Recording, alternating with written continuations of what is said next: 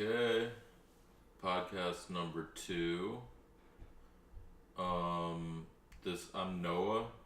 Um, this is Henry. Hey, what's up, guys? So we're gonna be doing this podcast. It's just a general podcast and interview and just everything sort of show. We're starting off just Henry and I. We're gonna be discussing some stuff. Normally, we're gonna do like a live stream on YouTube, but we couldn't get it to work this time, so we're stuck on audio. And It's like the old days, like an actual podcast. yeah, Yeah.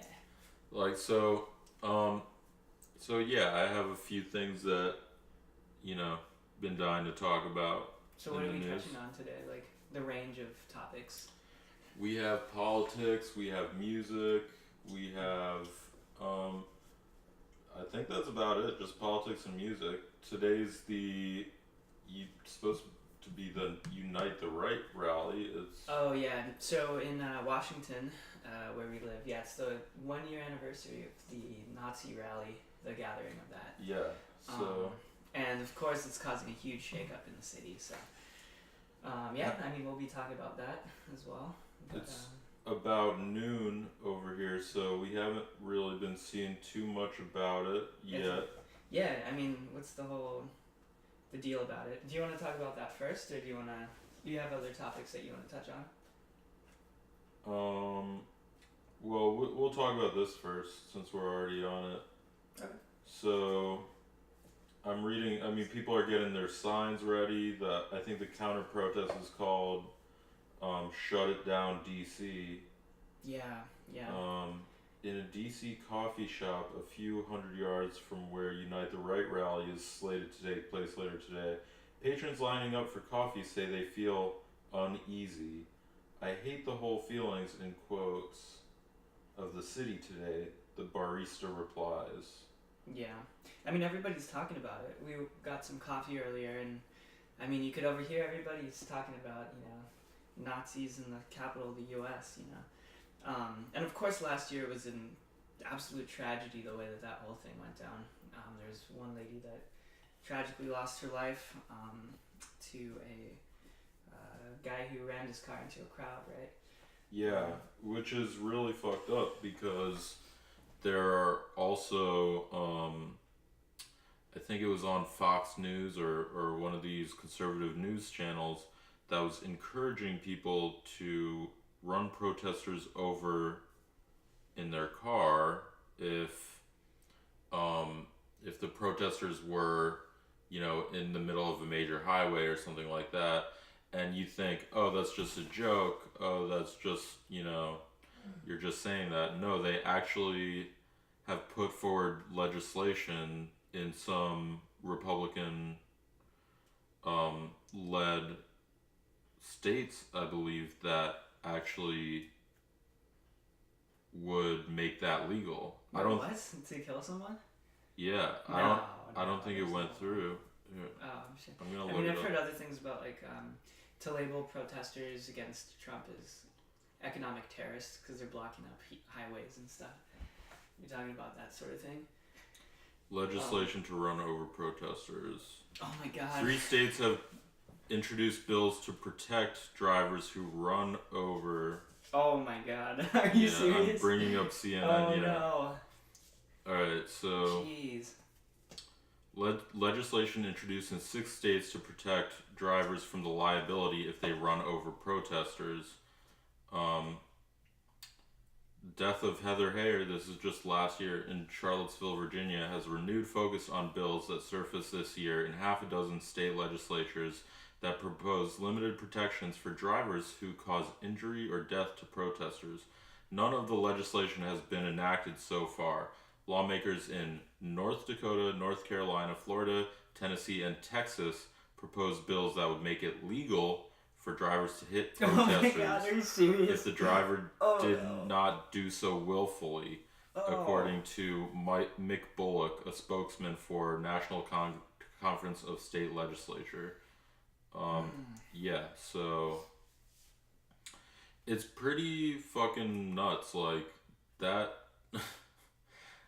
Oh man, it's I the don't modern see. world. We shouldn't be.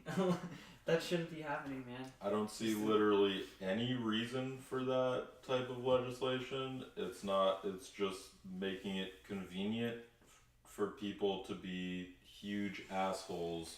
Because I mean, legally, they'll Yeah. go to court and then they'll say, "Well, I didn't intend to kill this person. They jumped out in front of me."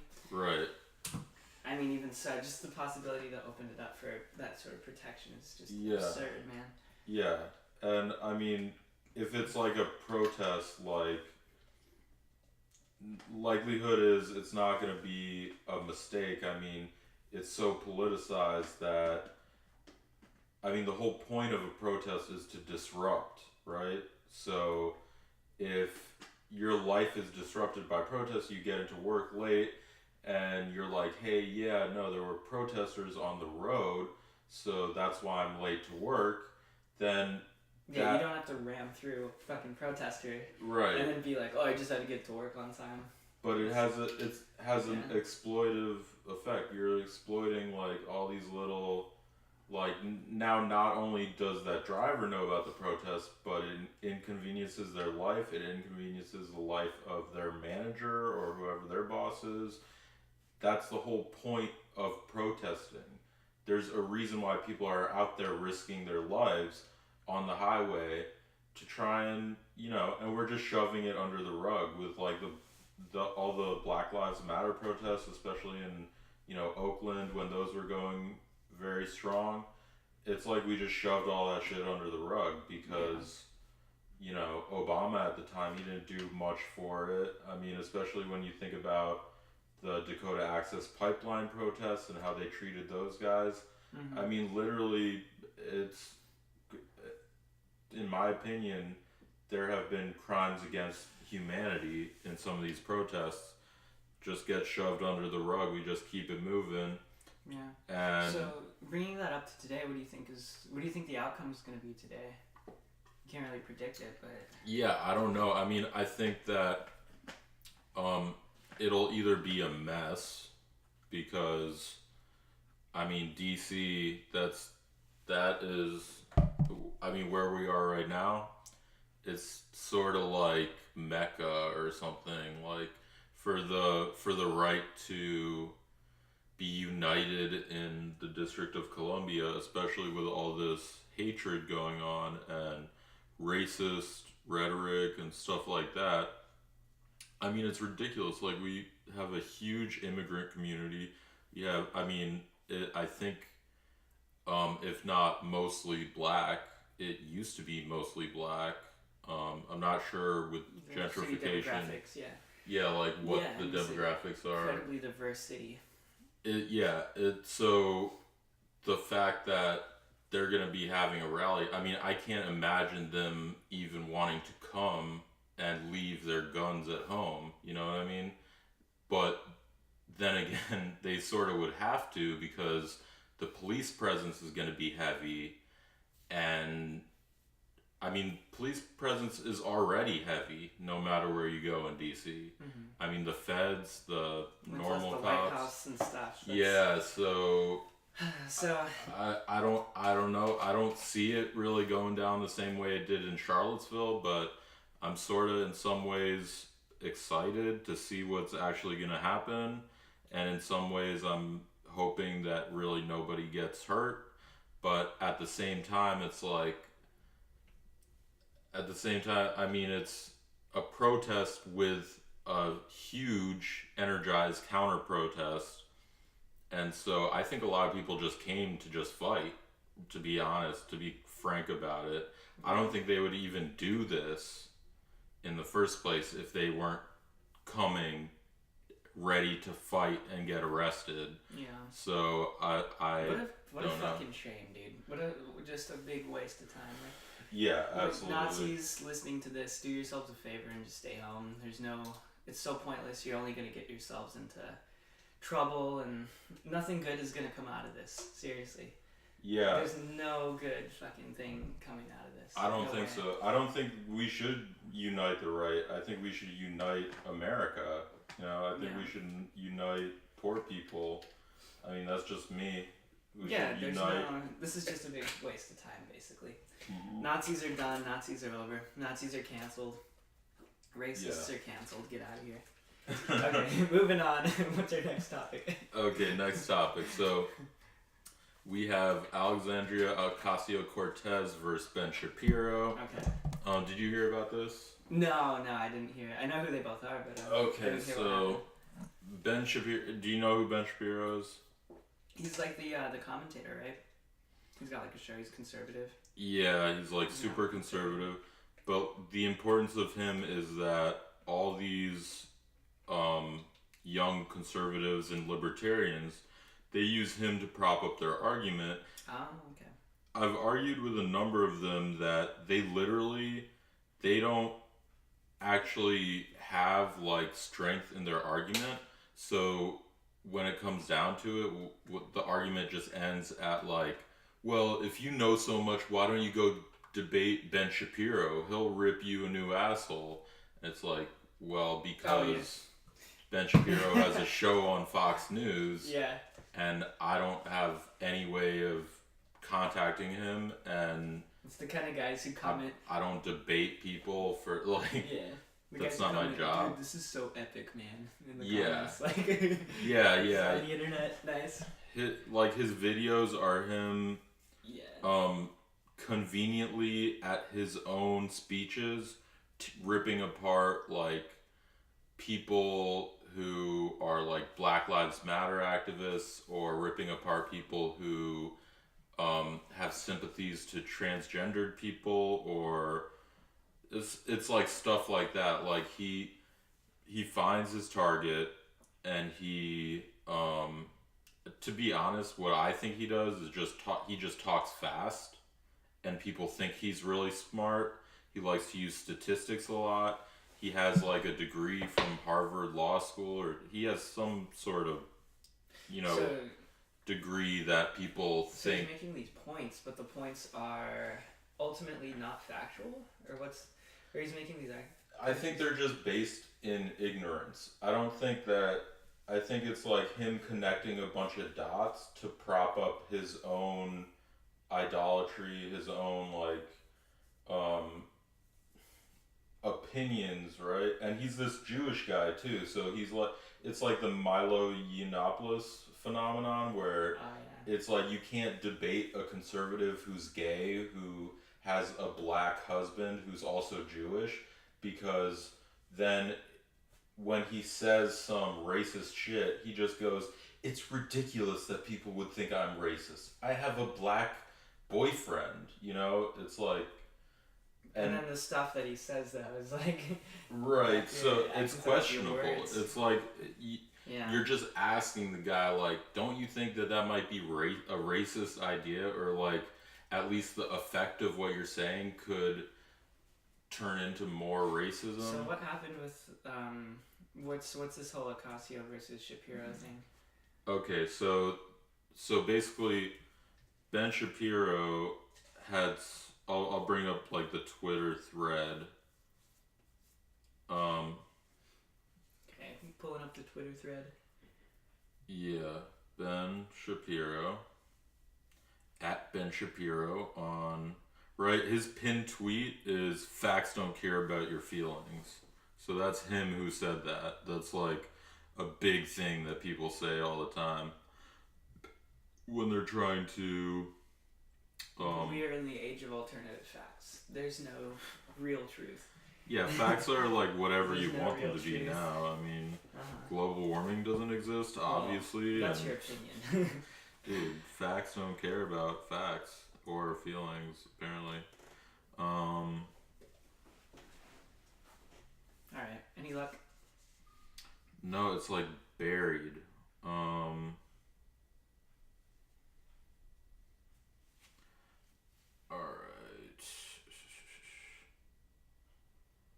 Alright, let me see if I can find it online. Alright, so I should have had things queued up, but now on my very broken iPhone screen, I'm desperately trying to find these stories.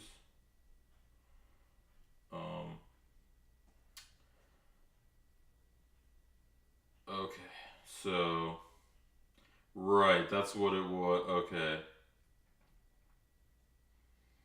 So, this thing is like,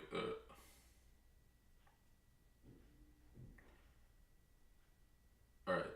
Alexandria Ocasio Cortez was offered. Um, okay, here's what Ben Shapiro said. Mm-hmm. This is a video I'm pulling up. Hi, I really wanted to make just a direct appeal to Alexandria Ocasio-Cortez, the future of the Democratic Party, according to Tom Perez, head of the DNC. Ms. Ocasio-Cortez, I'm really excited that you've been elevated to that position, and I would love to have a real conversation with you about the issues. You noted you think Republicans are afraid to debate you or talk to you or discuss the issues with you. Not only am I eager to discuss the issues with you, I'm willing to offer $10,000 to your campaign today for you to come on our Sunday special. We can have an hour-long conversation about all the topics under the sun, really probe your belief system. And frankly, if you want to raise charity and we'll do it as a debate, we can do that too. However you want to do it, I am more than willing to talk to you. I would love to have this conversation. So let's make this happen. Let's make America a more civil and interesting place. Let's do this thing. Okay. Okay. Nice. Okay, so he offers her 10 grand, right? And then this was her response on Twitter, right? This is actually epic, right? Because Ben Shapiro, like what he said, he's like being really nice. He's like I'm sure he's a fucking sweetheart, and like I mean people love him. Like Joe Rogan loves him, and I like Joe Rogan too, you know. But okay, so Ocasio refuses to respond to Ben Shapiro's 10K debate offer, right? And then she responded to that says, just like catcalling, I don't owe a response to unsolicited requests from men with bad intentions. And also like catcalling, for some reason they feel entitled to one. Right? Yeah. Okay. So it's like, yeah. Wow. ooh. That's a good point. And then Ben Shapiro goes on like this like rampage, just being like, oh yeah, call the Jew, like, oh no, he's like, oh no, man, jeez. He's like tweeting stuff back that's like, hey girl, want to have a public 1 hour discussion on the intricacies of trade policy, deficit spending, and the value of profit motive? I'll even donate a bunch of money to charity for your campaign and make it happen. Construction worker in Queens, apparently. That was one of his tweets. Just like completely snarky, like, he said, yeah, catcalling must mean something differently in Queens. He said something like, sure, like, you know, make fun of the Orthodox Jew who's never catcalled anyone in his life, you know what I mean? But it's like, you know, she didn't say that you were catcalling. She just said that it's annoying for you, a Republican pundit, to just feel like you deserve a debate just for showing up. That's first of all. It seems. Oh yeah, no, go ahead. What are you saying? So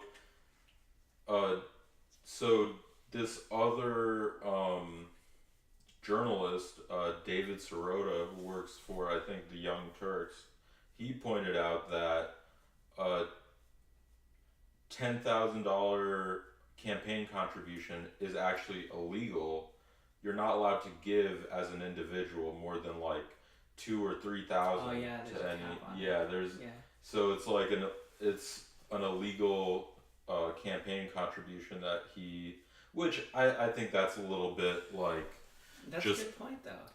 Yeah, it's a good point, but it's also, I mean, people are piling on. You know, they want, and Cenk Uygur, who I love that guy. He was like, okay, yeah. So Ben Shapiro feels entitled to a debate, and he's debated Ben Shapiro. He's like, well, then I feel like you know, I should be able to debate Ted Cruz. You know what I mean? So Ted Cruz, I'm calling you out. If you don't debate me, you're, scared. And everyone knows that's not going to happen, but mainstream media isn't going to cover the fact that I want to debate Ted Cruz. So it's like, yes, this double standard. Yeah, in the end, it just comes down. What it looks like to me is Ben Shapiro. The way that he's like responding to this is the same way that he does his arguments and stuff. Like he misses the point and just finds some tiny little thing that's like labeled as unfair for him or his people, and then makes it like an emotional thing. Yeah. And that's his entire shtick is like that, you know. Yeah. So definitely. it's like again, like man's wasting time. He's just trying to rile people up for the wrong kind of thing. So to be able to see through that. It's true. I mean, his anti-Black Lives Matter thing is essentially the Candace Owens thing, where it's like, it like black on black crime is worse than police on black crime, and like, well, more white people are victims of police brutality than anything else. It's like, to say that kind of stuff, I think you're just really trying to get around the actual argument, and you're not trying to think or look into it in a deep way. You're just trying to sort of shove it aside and not have to deal with it. Whereas, nobody wants to be protesting. Nobody's getting paid by George Soros, even though that's what people are led to believe. Like, yeah, I heard about that. Wait, real quick though, what's up with the QAnon thing? Because I heard about that for the first time yesterday. Oh yeah, so the other thing, QAnon. So I don't know that much about it, but I actually have this one queued up. Yeah, so if you guys don't know what we're talking about, it's this thing called QAnon, or Q. The only thing that I know about it is that, like, at Trump rallies across the country, you see people in the crowd with shirts with the letter Q on it, or with signs with Q, and they talk very highly of this mysterious person, organization, or force called Q. And then they saw the one clip of people with the Q signs, Q shirts, and Trump's doing one of his speeches at his rallies, points to him and gives him a thumbs up and all this stuff. Okay, so this is Wikipedia. QAnon refers to a conspiracy theory centered on Q, an online handle used on several image boards by presumably American pseudonymous individual or group of individuals. I've never heard that word, pseudonymous. Individual or group of individuals. Pseudonymous, I guess. Yeah, it's a fake name. Right. Like, yeah.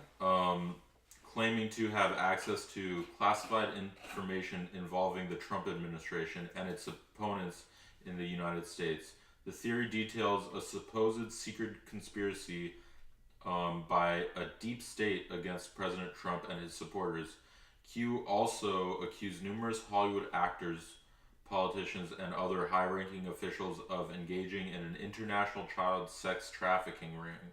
The conspiracy theory, mainly popularized by Trump supporters under the names The Storm or The Great Awakening, has been widely characterized as baseless, unhinged, and evidence-free. Its proponents have been likened to a deranged conspiracy cult. So... Is this even worth talking about then? Is it I feel like it might even just be easily dismissed. You know what I'm saying? So the origin. A person identifying as Q Clearance Patriot first appeared on the POL board of 4chan on October in 2017, posting messages in a thread entitled Calm Before the Storm, which was a reference to Trump's description during a gathering of himself and United States military leaders as the calm before the storm. Q later moved to 8chan, citing concerns that 4chan board had been compromised by bad actors. It also, the handle implied that he holds Q clearance at the Department of Energy security clearance required for access to top secret information about nuclear weapons and materials predictions, starting with the first post stating that Hillary Clinton's imminent arrest and followed by more failed predictions. QAnon's posts have become more cryptic and vague, allowing followers to map their own beliefs into them. Right? Nice. Okay. So their beliefs, QAnon adherents believe that Barack Obama, Hillary Clinton, George Soros, and other high-level officials are planning a coup while simultaneously involved as members of an international child sex trafficking ring. According to this idea, the Mueller investigation is actually a counter-coup led by Donald Trump, who pretended to collude with Russia in order to hire Robert Mueller to secretly investigate the Democrats. Other beliefs are that the Rothschild family are the leaders of a satanic cult and that certain Hollywood stars are pedophiles. By interpreting the information fed to them by QAnon adherents come to these conclusions. Wow. Yeah. Okay, this sounds like a whole load of trash, dude. Yeah, It's sort of, this yeah. is not even... I think what it is just a bunch of conspiracies converging into one. And they have like a bunch of followers. Like I think they have like hundreds of thousands of followers, or like maybe a couple million or something. Are they trolling? Or are people actually... Like, my dad was telling me about it, right? And he was saying, you know, he was like worried about it. He was sort of anxious about it. I guess he heard about it on NPR. Yeah. Right? And they were having like some sort of audio documentary about it or something, a news story about it. And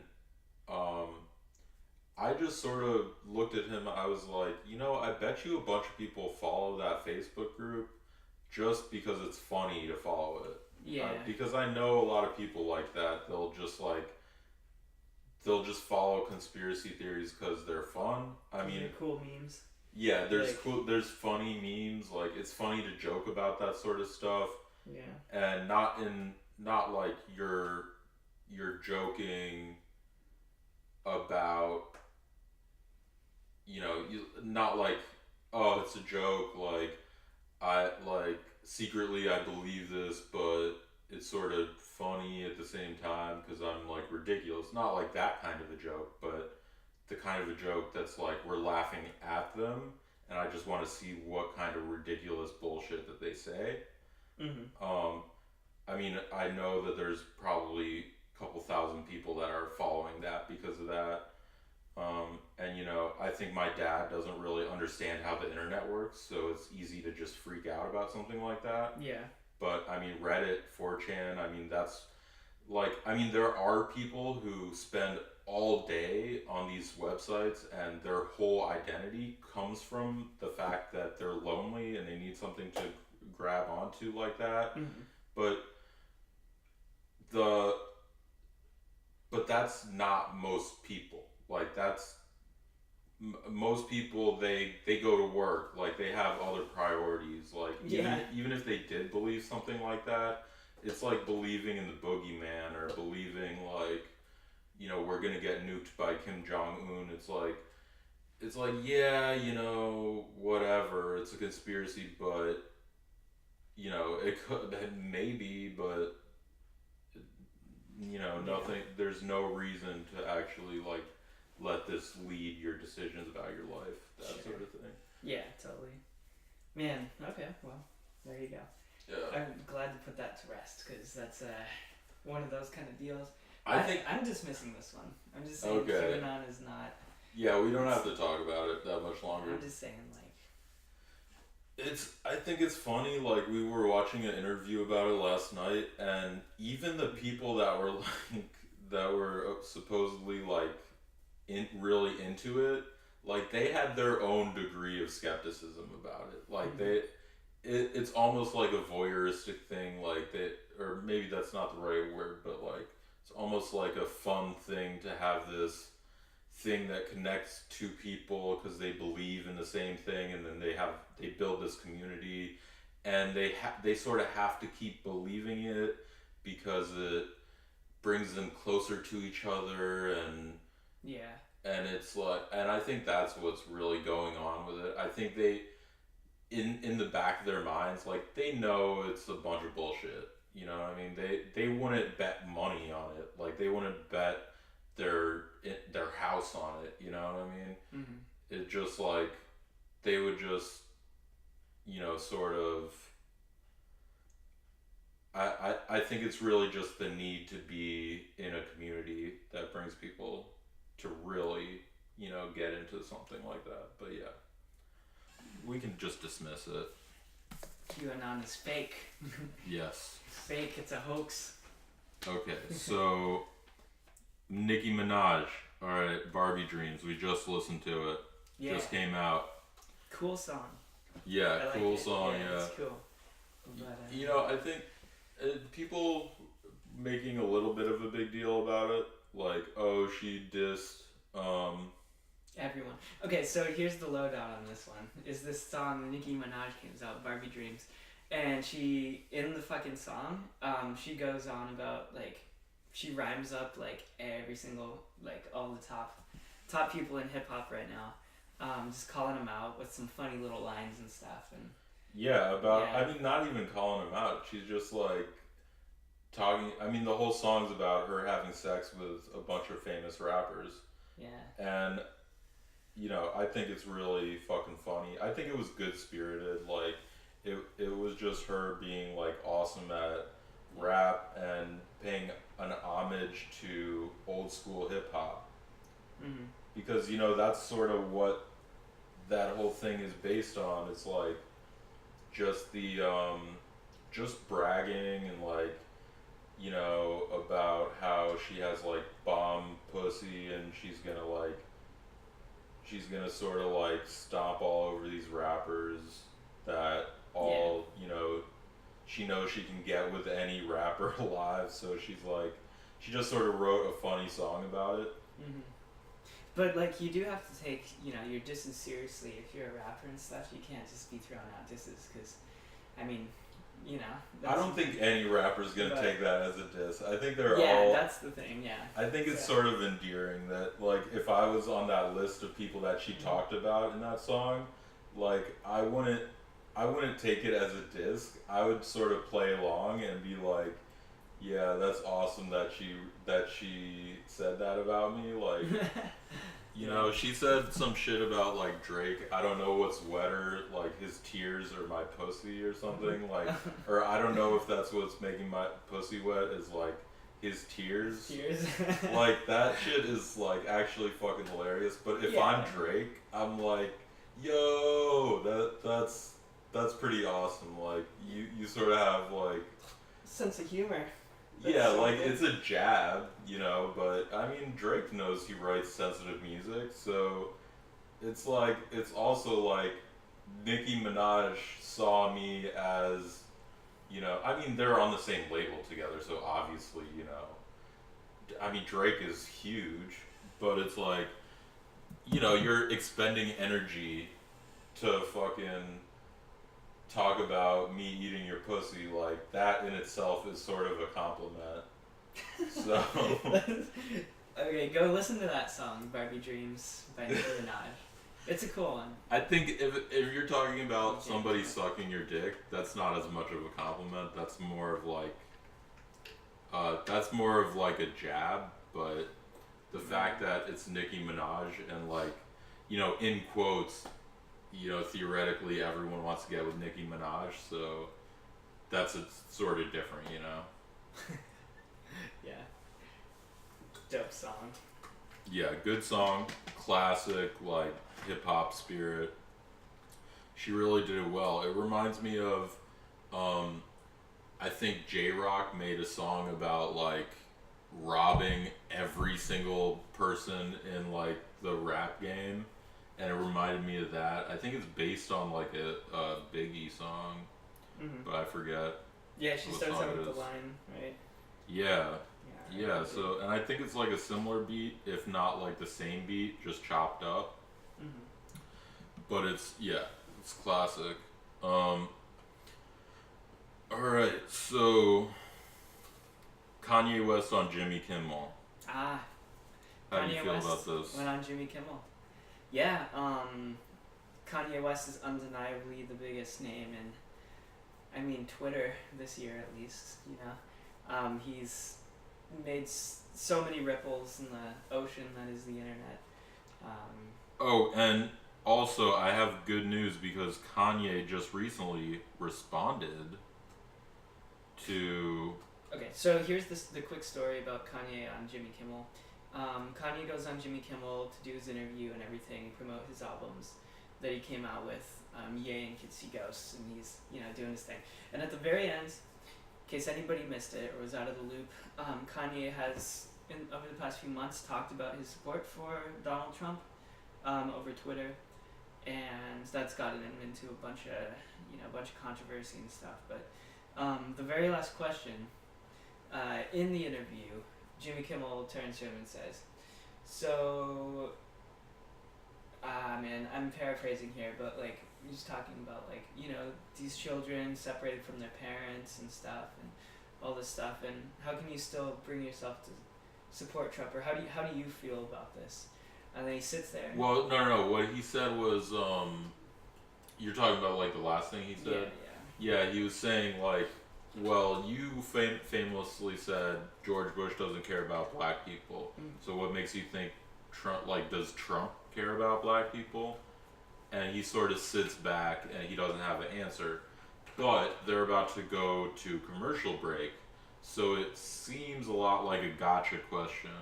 And to be honest, I think that was Jimmy's intention. Was he was trying, like, the timing of it is a little bit sus, and like. It was a quick transition though. So he asked him. Kanye had about 4 seconds to think about it. Right. And he says, "We're going to break." Yeah, all right, think about it, and we'll talk about it when we get back. It's time for a commercial break. So it looks like, and Kanye is like clearly thinking about the question. The new Kanye is that he's really like thoughtful. So I think people are making way too big of a thing about this. I think Kanye has like really, really good intentions. He's not political. That's what he keeps saying over and over again. He doesn't think about policy, which makes all the difference. The reason why people don't like Candace Owens is because of what she says regarding policy.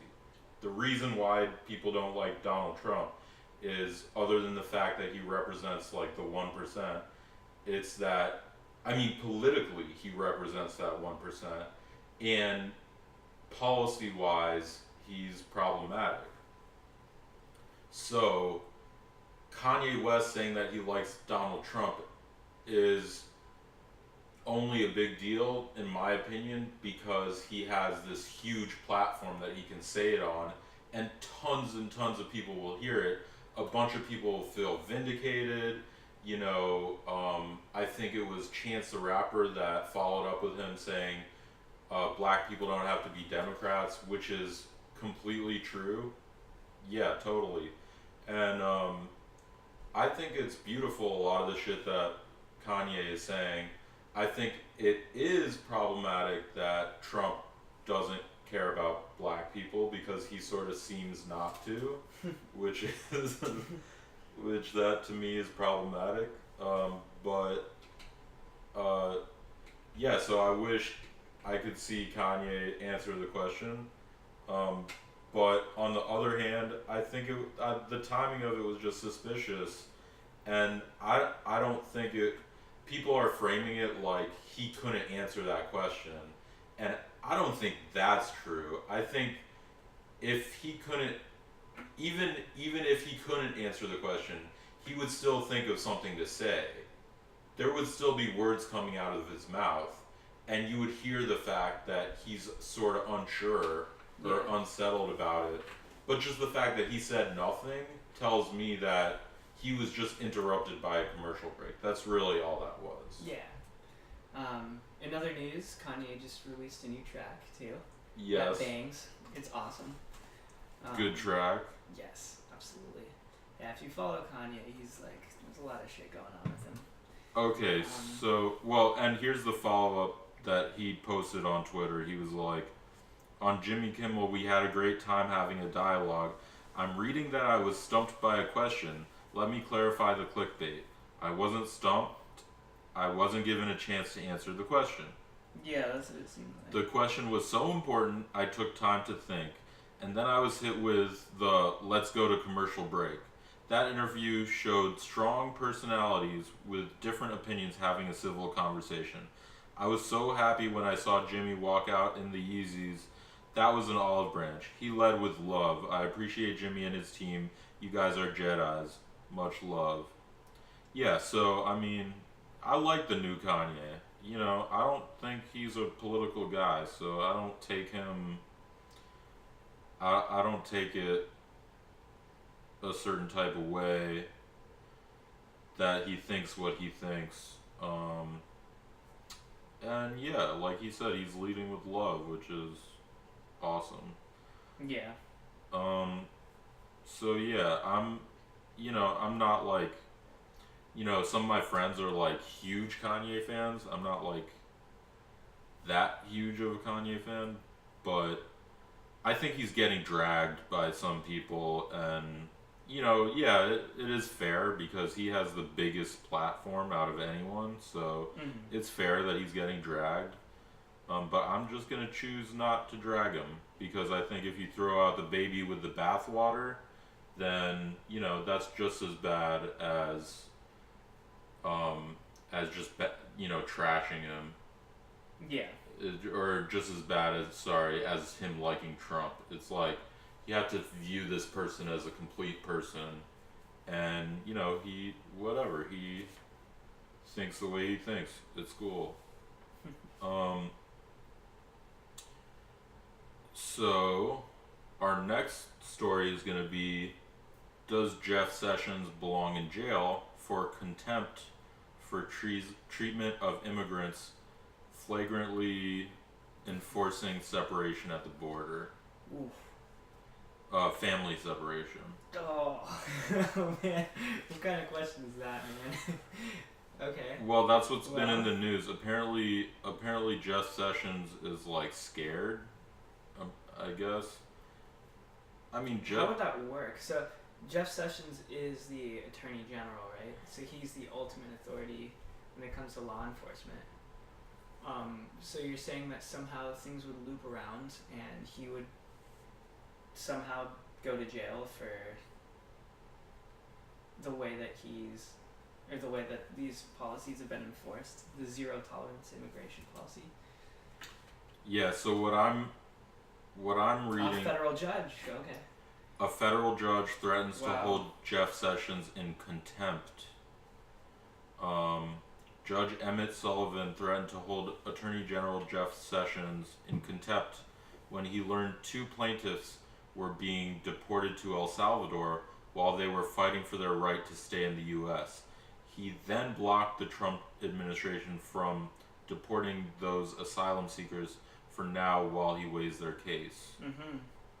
So yeah, I think Jeff Sessions is just horrible. I think he's using the DOJ as his own personal, his own personal, just military style. Whoa.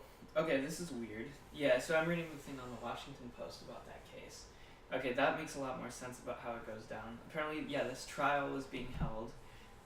And so there's her attorneys were arguing for her, and at the very same moment, word came in that she was being deported at the very same moment. And then the ACLU rose. Man, okay, well. I think he should be held in contempt for his policy on marijuana. I mean, I think yeah, he but should be held in contempt for being a douchebag. what does it mean to be held in contempt? Like, isn't it that you're blatantly using your power to go against?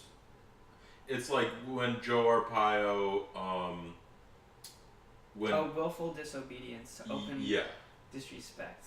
Okay. yeah, exactly. So when Joe Arpaio was like, I forget exactly what he was doing. He was like locking up immigrants who were like clearly not, they didn't really do anything, and then a judge ruled that he couldn't do that anymore, and then he kept doing it just in plain sight, clearly in contempt.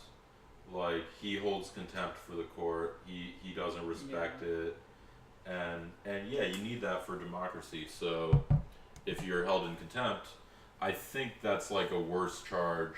It's really bad. Like, it's not, you do not want to be held in contempt.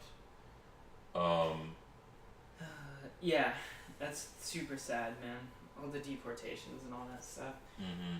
Yeah, it's ultimately seems to me that it's based in racism and fear is all it is. If you're not allowing people who are in fear of their own fear for their own lives. Yeah, exactly. It's so sad, and we're scapegoating immigrants right now. It's not their problems. It's our problems. Their problems were in the country they were trying to get out of. Our problems is our baggage that has to do with a capitalist system that favors 1% of the population, or less than 1% of the population, and it's such an easy thing to just scapegoat immigrants when really immigrants make us great. They do change the demographic, but I don't think there's anything wrong with that. Me and you and everyone else are the exact same. We all have a mother, we all have a father somewhere, maybe dead, maybe not, but we can at least relate on that basis. We're on a fucking rotating globe in the middle of outer space. We are all in this together, so I really don't think there's any reason to scapegoat against, especially people who have a net, positive value in our economy, meaning they don't get benefits from the system because they can't register with the system, but they prop up our economy because they're putting in all this work, and they are paying taxes. So they are we are literally benefiting them, benefiting from them being here. They usually don't commit crimes. All the violence from gangs like MS-13, that has a lot more to do with the drug war and our policies towards El Salvador and what we did to El Salvador than it has to do with people from over there are just bad for no reason. Like, that doesn't make any sense. So yeah, I think it's sad. I think that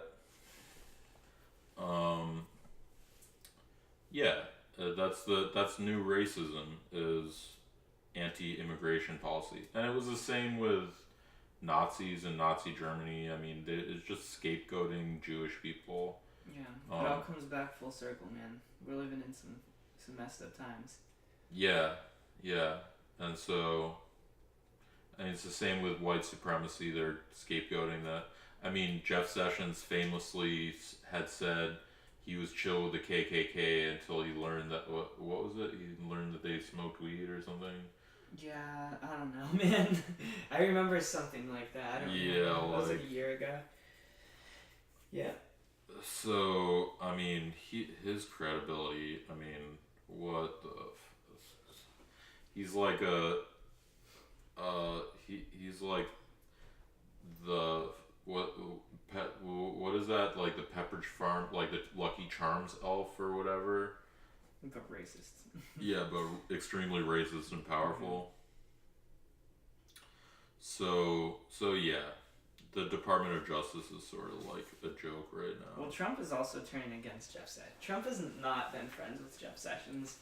Well, right, because he recused himself from the Russia investigation, which he should have done from the get-go.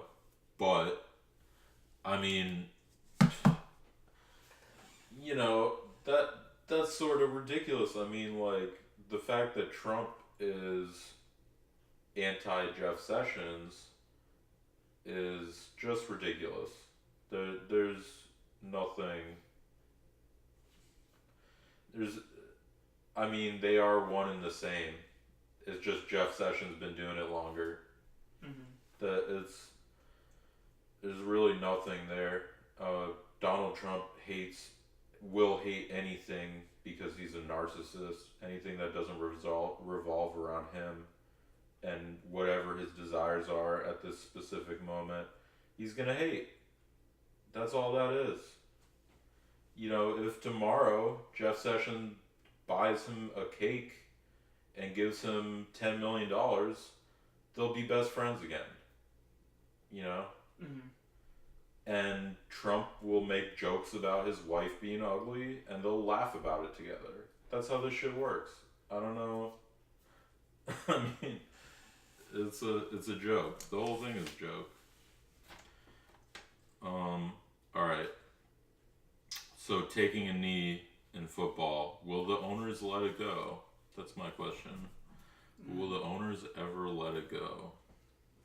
Taking a knee because it's starting up again right now. Yeah. Have any games started so far? Or?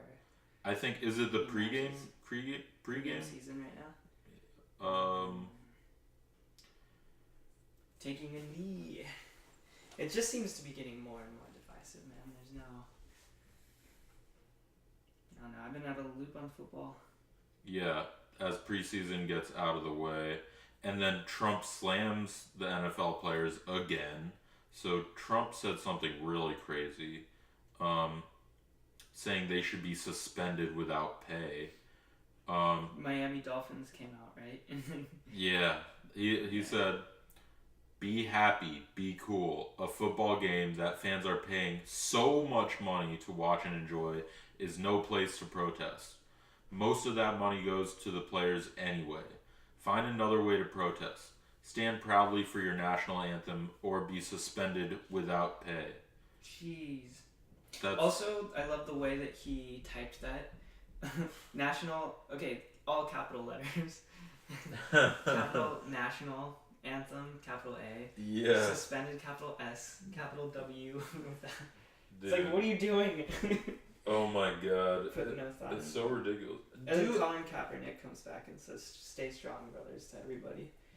It's sort of ridiculous. I mean, do the players actually get paid most of that money? I feel like they don't, right? Is it? They get most of it? The fact is that it's their pay, dude. It's their income. And that's totally just, I don't know. It's like not his business anyways. Yeah, it's like, it's not his business, but also, you know, Colin Kaepernick actually discussed this with a Marine. I think, what was he doing before that? He was like sitting out of the national anthem in protest, and a Marine had seen that and written to him that he didn't like that, he didn't feel comfortable about that, and so Colin Kaepernick actually started a dialogue with the Marine and tried to figure out how he could do this in the most respectful way. And the Marine after that actually supported what Colin Kaepernick was doing. This was as of like 2 years ago when it started. And the fact that they're making this into a whole thing about him disrespecting the military, it's exactly the opposite of that. I mean, he's done everything in his power to show respect. The fact that they're kneeling during the national anthem is almost meaningless, except for the fact that it's a silent protest that's completely convenient for the rest of the outside world. Nobody has to care about it at all. Like, it's a photo op. Nobody, like, if you don't like the fact that they kneel, then just don't give a fuck. You have that ability. It's a completely non-threatening protest. And in my opinion, they should be doing more, if anything. Yeah. So, yeah, I think it's ridiculous. I'm super happy that they keep going with that protest. The If you ask taking a them knee. themselves, nobody will say that it's a sign of disrespect. So they all respect the national anthem and the military and all that. It's Right. just, yeah, it's a protest. Right, and so Trump is he's doing like the classic thing that every boss that you've ever had in your life has ever done, which is, like dangling your job up over your head and trying to For compliance. for compliance, which is just sick. It's awful. I mean, football players, they don't really have that. Most of them, I don't think they really have that many other avenues of getting paid. I mean, this is what they spent their whole lives on, was doing football. And this is what they do day in and day out. This is all they think about is football. It affects everything in their life. And, I think just because you show up to work doesn't make the world stop. The world doesn't stop and give you time to go to a Black Lives Matter rally. You don't necessarily have that privilege of You protest in your own way. yeah The way that you can. yeah the Yeah. way that you can and the way that you're seen, and they have this platform. I think it's awesome. Yeah. And also I believe people should be allowed to talk politics at work, because I've never gotten that, and I've always thought that that was a scam that people said that. People obviously don't want their customers to in any way feel in danger or anything, or get upset while they're in the store or in wherever you work, and that's why they have that, which makes perfect sense. But in my opinion, politics is so important that it affects everything you do. It affects your job, it affects your family, it affects the world around you. To say that you can't talk about it is like, I just had a baby and she died, like a week later after she was born, and I'm supposed to show up to work and not talk about it, or like, something like that. Not to offend anybody, that's obviously an awful situation, but it's just, I mean, people, that's one of many ways that people attempt to shut you up. They say, if you want to talk politics, do it on your own time. Don't do it on my time. But if you work 40 hours a week, you don't have any of your own time. So there is no other time. So, that is just a way for people to be shut up, and we're shut up everywhere we go. So I think it's bullshit. If you believe in something, be loud about it. Be loud and proud. Absolutely. Okay, so what are your thoughts on the Kansas primary with Chris Kobach? Ooh, I don't know. I haven't been following that one. I've been following Hawaii, which is what I was just looking at actually. Yeah, Chris Kobach. Okay. So you know who he is, right? No, tell me about him. He's the voter ID guy. He was on. You have to show your ID to vote, kind of thing. Yeah, he also innovated the cross-check thing, which is he purged a bunch of people from the voter rolls. If you follow Greg Palast, you'll learn a lot about Chris Kobach, which I recommend anybody to do. Yeah. Is look into Greg Palast, because he's a true investigative reporter, and he made a documentary movie about the election of George Bush versus Al Gore and how that was stolen.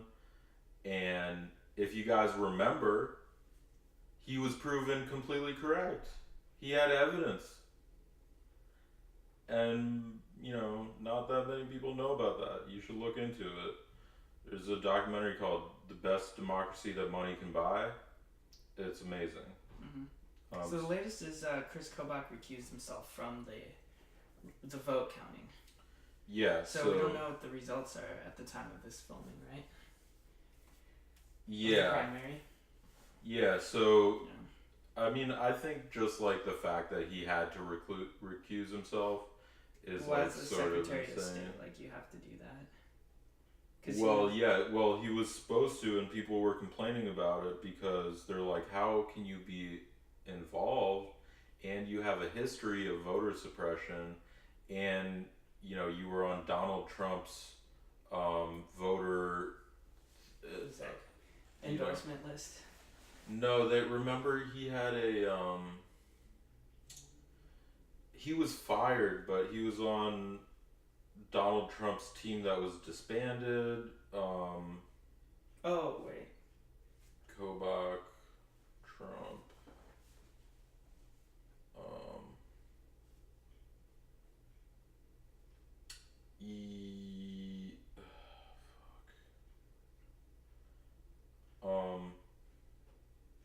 He's obsessed with voter fraud, and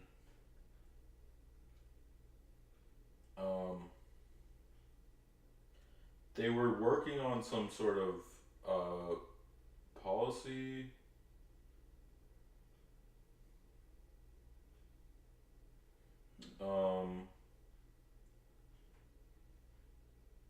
I can't see. This is what he used to be in Trump's. I guess he's the face of Trump's voter fraud panel. I guess maybe that's what it was, like the voter fraud panel. I think there was a name for it, but yeah, like he was involved in the Trump administration for a time because they were working on trying to figure out all those. They thought a bunch of illegals were voting in like Rhode Island, and it was just like a bunch of BS. They said that the exact same number of people that caused Hillary Clinton to lead in the election was exactly how many people voted illegally, which is obviously false. Not true. Yeah. Exactly. And baseless, and so yeah, that's the type of person that Chris Kobach is, and he's been challenged and everything, but he was primaried in this recent election by a different candidate, and the fear was that he was going to suppress the vote and all this other stuff. There was like a bunch of really, really shady stuff going on in Kansas in this past election, and it's thought that Chris Kobach might have been responsible. There were like a bunch of votes that were like stuck in the voting machines, I think. Yeah. And while they were like, before they decided to do the recount, they had to have Chris Kobach recuse himself, and he ended up doing it, so he did the right thing. But in general, he's an asshole. Oh my god, dude. Just real quick, not to interrupt on this, but I'm getting like updates about what's happening with stuff right now. It looks like the counter protests are already getting underway. And here's like a map. So for you listening right now, you can't really see what's going on, but they've marked out all of the estimated numbers, schedules, and all of these protests that are going to happen today. Oh man. Yeah. Right in front of the White House is going to be the Unite the Right. They closed off all the streets to cars and everything. And wow. Yeah. Wow. So it looks like there's 5 counter protests in the neighborhood around the White House. Estimated 1,500 for one of them. For one of them, yeah.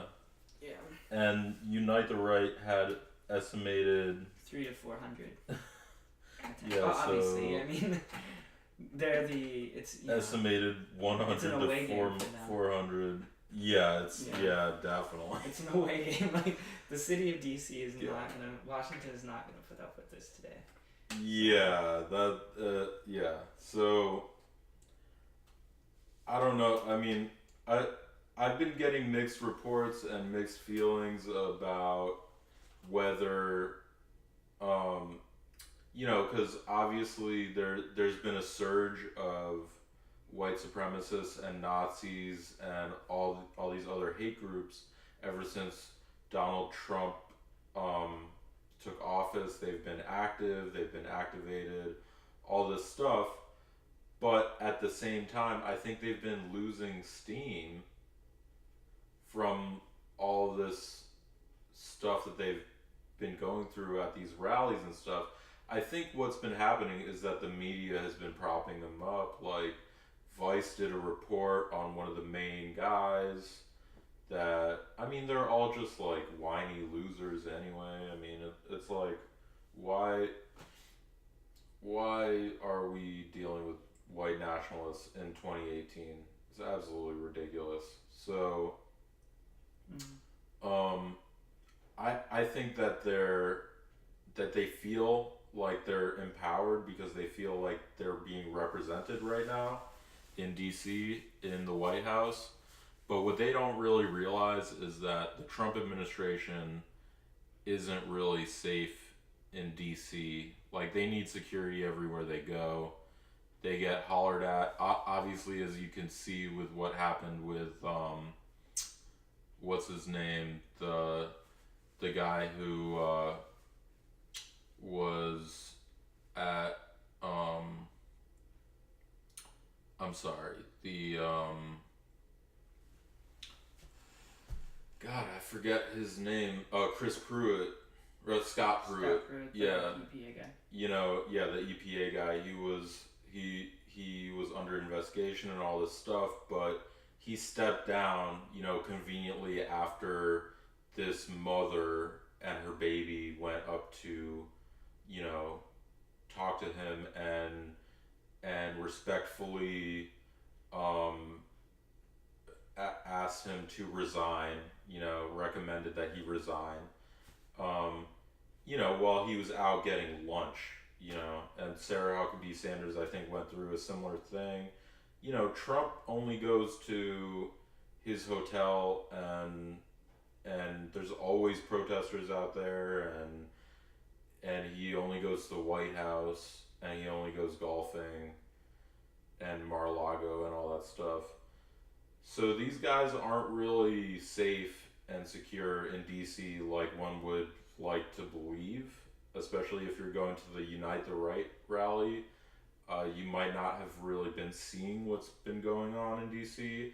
I don't think people realize that like 98% of DC voted for Clinton. I mean, voted Democrat. Of the votes that, 98% of the vote went to Clinton. Something ridiculous like that. So DC isn't really the place, guys. Yeah. DC's not DC's, yeah, it seems like really symbolic that you're gonna do it here and everything like that, but if you've never been to DC, you don't really get it. I mean, I don't think anything necessarily is gonna happen, but I mean, not necessarily gonna happen, but it could very easily pop up. It is a very tense situation. Yeah. Well, I guess we'll just have to find out. We'll see. Yeah. And there's a lot of tourism in DC in general, so we sort of put up with that all the time. Yeah. So you say you want to call it? It's about an hour now, or is there anything else you want to talk about? There was one more thing, but I don't think we really need to talk about it. The Omarosa thing, did you hear about that? No, what's that? So Omarosa alleges in her new book that Trump used the N-word, I think, I heard about in that. The Apprentice or something. To be honest, I don't know what her intentions are with that. I think she's trying to get attention but Even because so, like, that's not a good thing, though. If he's, yeah, I mean, but Trump has done a multitude of other inexcusable things too. yeah, You like just I sort of could see dismiss it. Yeah, I could see it too. Yeah, like I mean, what's worse to me is the thing that he said about the Central Park Five with zero evidence. That was back like what in the 80s. Yeah. So, I think I think he's just I could see it. Yeah. It's not really, but I think that's the headline, and so Omarosa I think wants to be in the headlines. I think that's why she took the job in the Trump administration in the first place, was so Perhaps. she could get status. Perhaps. Okay. Well, anyways, you wanna call it good on this episode? Yeah. All right. I'm Thanks done. for listening, everybody, and we'll be back next time. Any last words, Noah? No last words. Peace. All right. Peace.